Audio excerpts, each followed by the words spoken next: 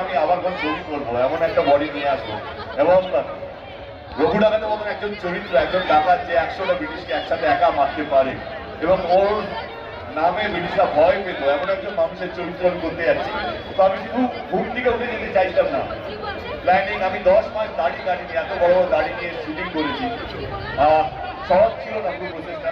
এটুকু বলবো কি, যেটা একটু আগে বললাম যে অনেক ছবি করেছি কিন্তু রঘু ডাকাতের মতো ছবি করিনি। এটা আপনারা বুঝতে পারবেন যখন আপনারা সিনেমাটা দেখবেন। তো এই বলবো যে এই সিনেমাটা টিভিতে দেখার মতো নয়, এই সিনেমাটা বড় পর্দায় সিনেমা হলে বসে দেখাটা, পরিবারের সাথে দেখে বুঝতে পারবেন ছবিটা কত বড় বা কত ভালো ছবি।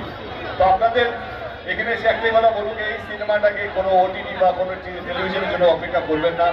সিনেমা হল যতই দূরে হোক না কেন, যদি একটু দূরেও থাকে, একটু কষ্ট করে, যদি ইচ্ছে থাকে ছবিটা দেখার জন্য, ওইটুকু কষ্ট করে সিনেমা হলে পৌঁছে যাবেন। ছবিটা আপনাদেরকে নিরাশ করবে না, আপনাদের ভালোই লাগবে। Thank you. ধন্যবাদ জানাই দেবকে, যে বাংলা সিনেমায় হিন্দিকে টক্কর দিচ্ছে, এটা আমাদের কাছে গর্ব। দেবকে আমাদের অনেক অনেক শুভেচ্ছা, অনেক ধন্যবাদ। বাংলা সিনেমাকে ভুলে যাচ্ছে দেবের জন্য আজকে মানুষ নতুন করে আবার বাংলা দেখছে হিন্দি সিনেমাকে ছেড়ে। তার জন্য আমাদের তরফ থেকে মুর্শিদাবাদের তরফ থেকে তাকে আমরা অসংখ্য ধন্যবাদ জানাই।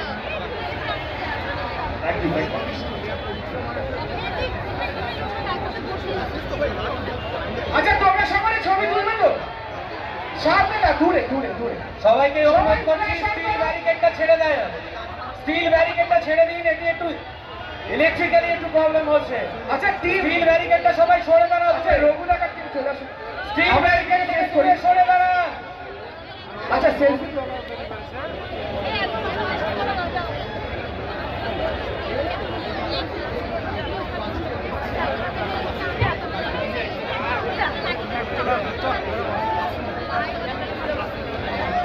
ছোট জয়কালী গানটা ট্র্যাকটা চালানো প্লিজ।